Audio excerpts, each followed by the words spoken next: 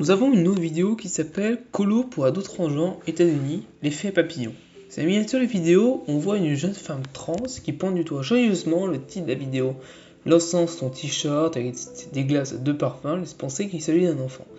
D'abord, l'utilisateur de la colo vacances n'est pas précisé, seulement dans le but de protéger les ados, qui ont décidé de changer de sexe. Encore une fois, ils changent de caractéristiques sexuelles secondaires, de genre, mais pas de sexe nécessairement.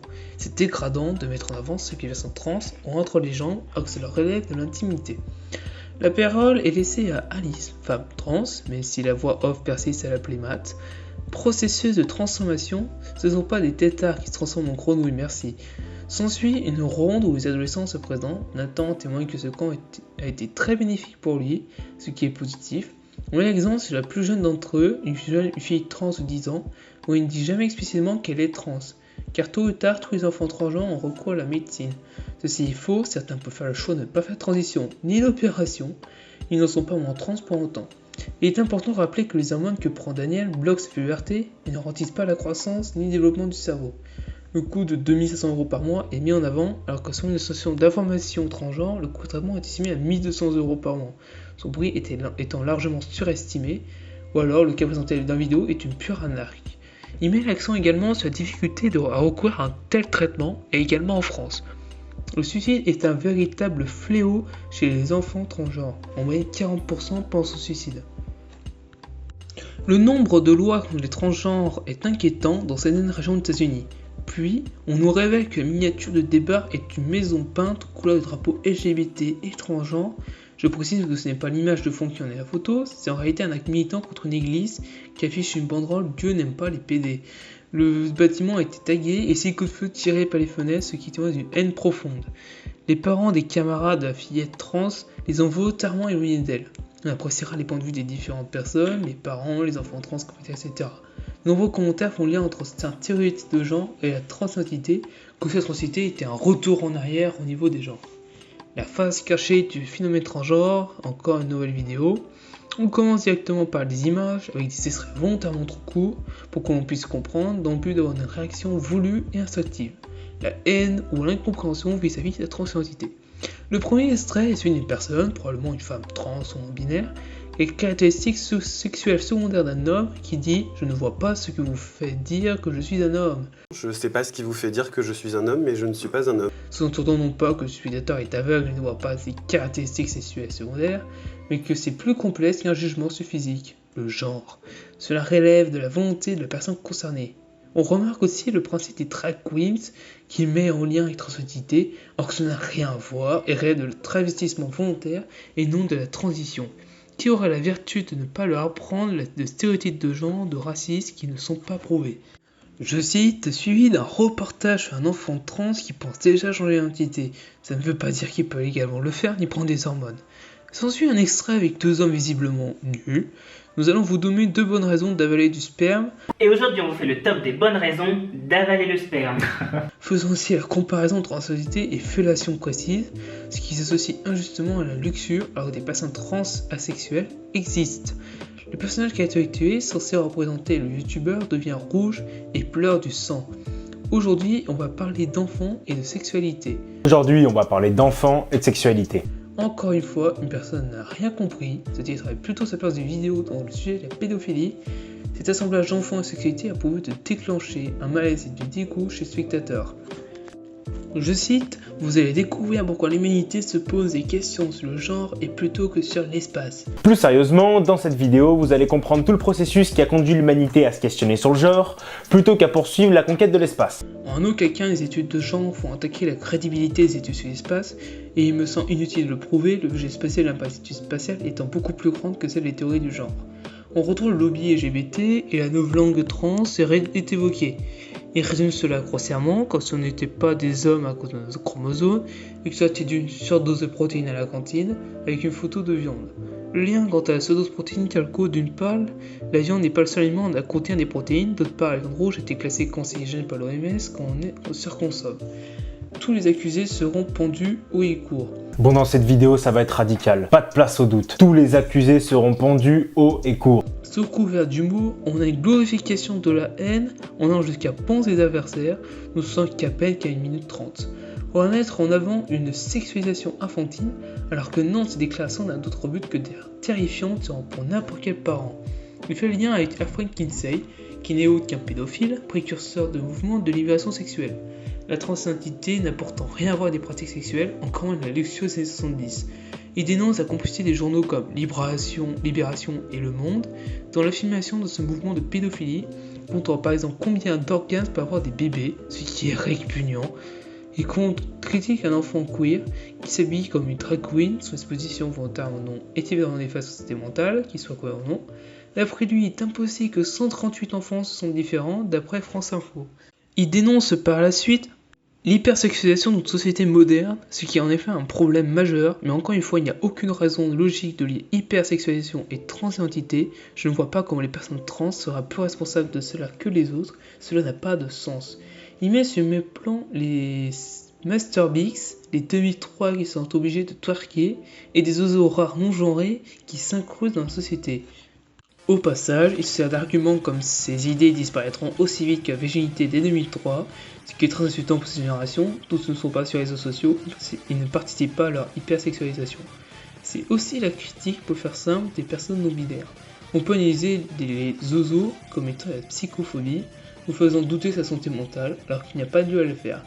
Ils utilisent à deux reprises les deux syllabes zo, c'est pour faire référence aux zoos humains, quand on excite des gens pour leur rareté, c'est la sonne comme une insulte. S'ensuit une attaque des enfants trans et leur médiatisation, à coup de photomontage où les enfants trans sont des corps de dinosaures et d'extraits de South Park avec un enfant qui dit « moitié ours, moitié porc ». Si vous avez suivi l'actualité, vous avez dû tomber sur une Lily sauvage et une Stella des plaines. Leur particularité n'est pas de jouer au piano comme Mozart ni de parler le chinois couramment. Leur talent c'est d'être moitié homme, moitié femme. Non vieux, il est moitié homme, moitié ours, moitié porc. S'il n'est pas en train de participer à enfant, que fait-il? Ces enfants sont des êtres humains, ils méritent d'être traités comme tels et ne pas subir ces vagues médiatiques.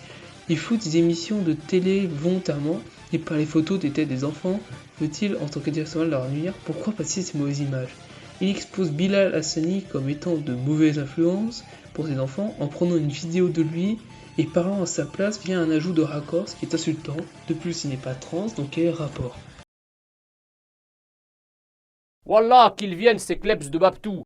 On nous ressort l'expérience de John Money, déjà évoquée avant. Il y en avant que cette personne, ironiquement, est prof avec des enfants en Colorado, avant de raconter l'histoire complète.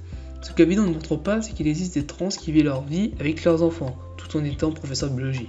À la place, on va vous montrer une expérience immonde qui n'a rien à voir avec transidentité. Ici, les exemples plus récents, ce qui a au moins le mérite d'être plus objectif. Nous laissons ces extraits dans la vidéo de Valeurs Actuelles Plus et précise qu'ils proviennent globalement aux États-Unis.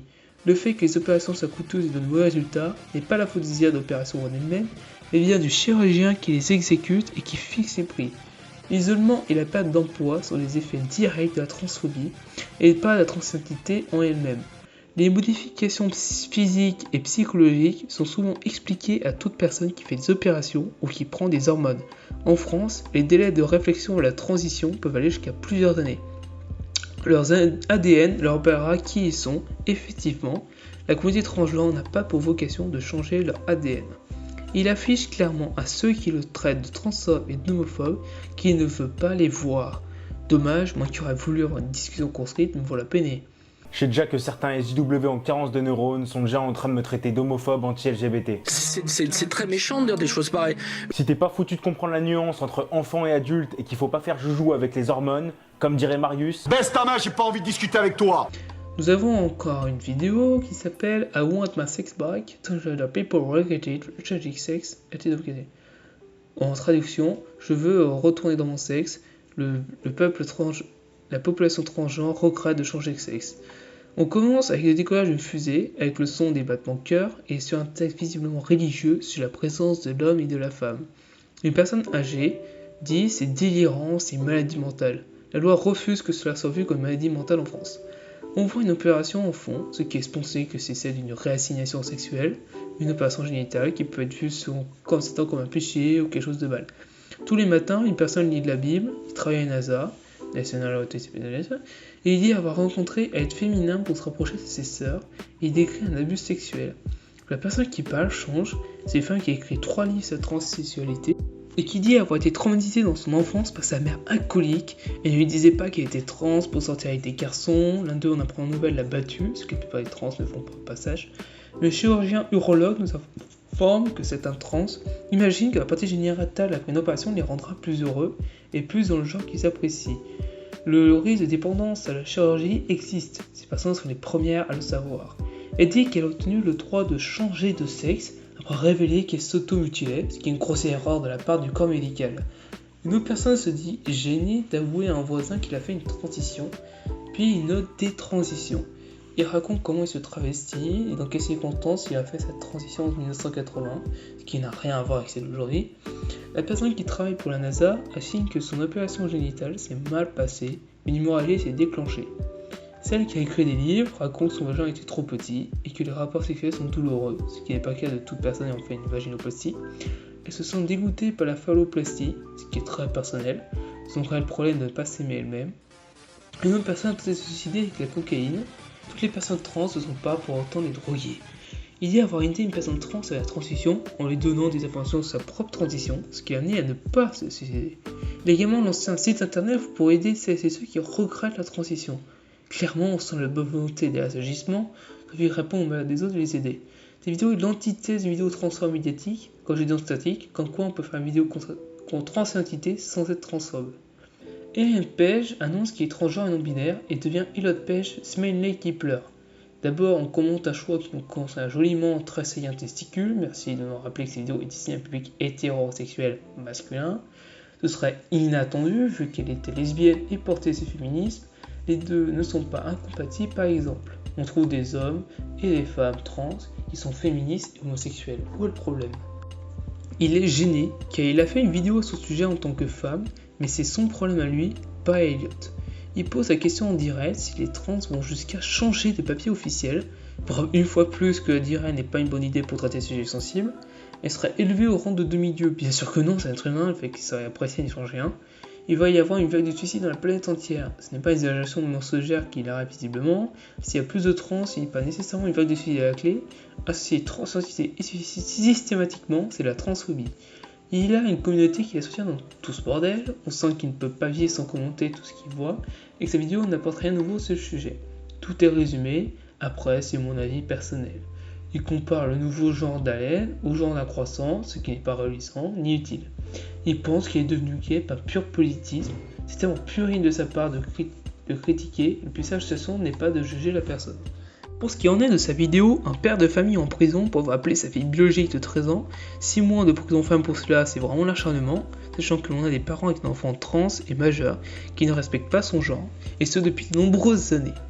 Alors, voir un père être enfermé pour avoir défendu sa fille, qui je rappelle avait déjà fait une tentative de suicide, de l'empêcher de faire un choix précipité, ressemble à une blague au vu de ce qu'on peut trouver sur internet et ce qu'on peut entendre dans une famille sur les trans. Par contre, une claque dans la gueule, il faut arrêter les conneries, c'est la maltraitance infantile. C'est difficile de ne pas être violent. La plupart des trans laissent leurs parents les appeler dans le mauvais genre, mais s'ils ne le souhaitent pas, ou du moins leur laissent un moment d'adaptation face à une nouvelle qui peut sembler brusque, tant qui peut durer plusieurs années chez certains. Loin de penser que tout le monde applaudit, il préconise d'envoyer des claques au psychologue. Il le dit lui-même, il dit tout cela sous le coup de l'émotion, mais pourquoi le filmer et le publier sur internet ? Le père veut aider l'enfant à rétablir sa santé mentale sans drogue. On a qu'un traitement hormonal ne peut être comparé à une drogue, il n'a pas d'effet psychoactif sur le cerveau. En effet, il est inadmissible qu'un enfant puisse recevoir un traitement expérimental dont les effets ne sont pas encore connus. Mais le risque avec les enfants trans, encore une fois, c'est de laisser faire la puberté. Un enfant ne ment pas quand il vous dit qu'il ne veut pas de puberté. C'est un signe, un avertissement que si ça arrive, il pourra déprimer ou pire. Regarder mon enfant se détruire, faire une transition, ne veut pas dire qu'il se détruit ni qu'il cultive une haine dans son propre corps, mais dans ce cas précis, où le traitement est expérimental ou visiblement une condamnation divise la famille, plutôt de chercher un accord entre eux. Si ma fille, j'ai envie de l'appeler placard à balai ou chihuahua, c'est mon droit le plus total. Justement non, surtout si ça dégrade l'enfant, en l'assimilant en animal de compagnie ou des outils de nettoyage, ce qu'il n'est pas. Il le dit lui-même, il n'a pas envie de débattre, c'est là le problème, c'est avant tout un parent inquiet pour son enfant, on va pas les retirer ça. Mais on n'entend pas la parole de l'enfant lui-même, et c'est dommage. La plupart des trans sont majeurs lorsqu'ils prennent un traitement hormonal irréversible.